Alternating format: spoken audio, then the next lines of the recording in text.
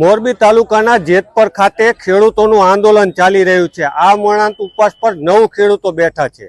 આમ તો તેમાં 3 મહિલાઓ છે, એટલે મહત્વની વાત એ છે કે હવે પુરુષો સાથે મહિલાઓ પણ ખભે ખભો મિલાવી રહી છે અને તેને લઈને જ જામનગર, રાજકોટ અને અલગ અલગ જિલ્લાઓમાંથી ખેડૂતો સમર્થન માટે આવી રહ્યા છે। આપણી સાથે કેટલાક ખેડૂતો છે, તેમની સાથે જ વાત કરીશું। શું નામ તમારું, ક્યાંથી આવો? મારું નામ રસિકભાઈ નરસિંહભાઈ પાદરિયા। હું રાજકોટ જિલ્લામાં પડધરી તાલુકાથી દોમડા ભાઈઓના ગામથી અમે આવીએ છીએ અને અમે રાજકોટ જિલ્લો અને જામનગર જિલ્લાનો 3 તાલુકાના થઈને અમે 7-8 ગામના ખેડૂતો આજે ઉપવાસ આંદોલનમાં સમર્થન માટે આવ્યા છીએ।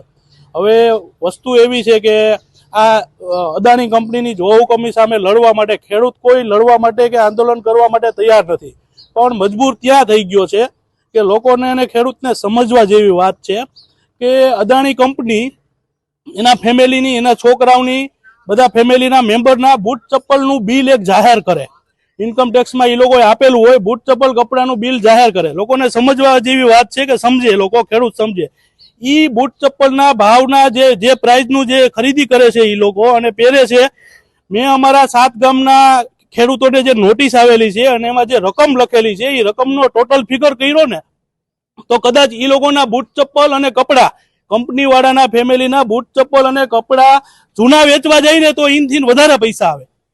એટલે ખેડૂતોને સમજવા જેવું છે કે એના બૂટ ચપ્પલના, જૂના બૂટ ચપ્પલ કપડાના જે ભાવે વેચવા જાય એ ભાવમાં ખેડૂતોની જમીનમાં થાંભલા ઘુસાડી દેવા છે અને એ લોકોનો કબજો કરવો છે, થાંભલા ઘુસાડી દેવા છે। એટલા માટે ખેડૂત જે આંદોલન કરી રહ્યા છે, હવે સરકાર સમજે અને આનો કોઈ સચોટ નિકાલ લાવે કે ખેડૂતોને સારું વળતર આપે તો ખેડૂતોને કોઈ જાતનો પ્રોબ્લેમ નથી અને ખેડૂતોને પડખે સરકાર ઊભી રહી અને આ જોહુકમી કરતી કંપની સામે પગલાં લેવામાં આવે।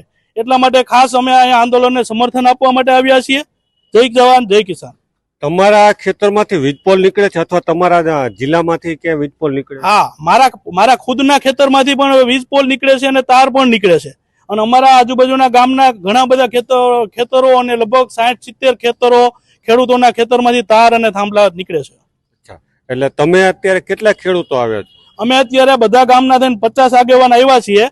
હજી અમારે ત્યાંથી 500 થી 700 માણસો તૈયાર હતા, પણ અમે અત્યારે એવી વાત કરીને આવ્યા છીએ કે અમે અત્યારે આંદોલનને આપણે ત્યાં સપોર્ટ કરવા માટે, ટેકો કરવા માટે જઈએ છીએ।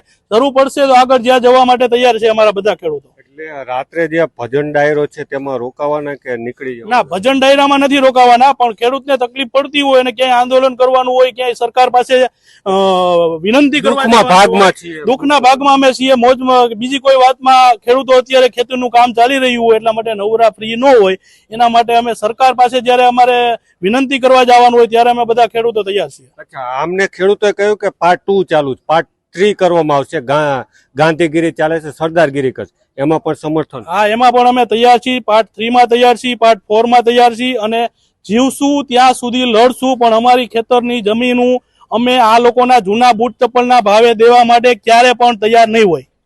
ખેડૂતો અલગ અલગ જિલ્લામાંથી આવી રહ્યા છે, તો આપણે જે ખેડૂતો જોઈ રહ્યા છે કે મોટી સંખ્યામાં અલગ અલગ જિલ્લાઓમાંથી ખેડૂતો આવી રહ્યા છે। ખાસ મહત્વની વાત મેં કહ્યું તેમ કે પુરુષો સાથે મહિલાઓ પણ ખભે ખભો મિલાવીને આવી રહી છે, એટલે મોટી વાત કહેવાય કે મહિલાઓ અત્યારે બહાર નીકળી રહી છે ને પોતાના હક માટે લડી રહી છે। ઘણા એવા ખેડૂતો પણ છે કે જેને 2 વીઘા કે 5 વીઘા કે 10 વીઘા જમીન હોય, આ વીઘા જેટલી નાની જમીન હોય અને એમાં વીજપોલ આવે તો એની જમીનનું મૂલ્ય શું રહે, અને આ મૂલ્યને લઈને જ અત્યારે ખેડૂતો રસ્તા પર ઉતરી રહ્યા છે, આમરણ ઉપવાસ પર ઉતરી રહ્યા છે। પરંતુ રાજ્ય સરકાર અને કેન્દ્ર સરકાર ક્યારે ખેડૂતોની માંગ સંતોષશે તે જોવાનું રહ્યું।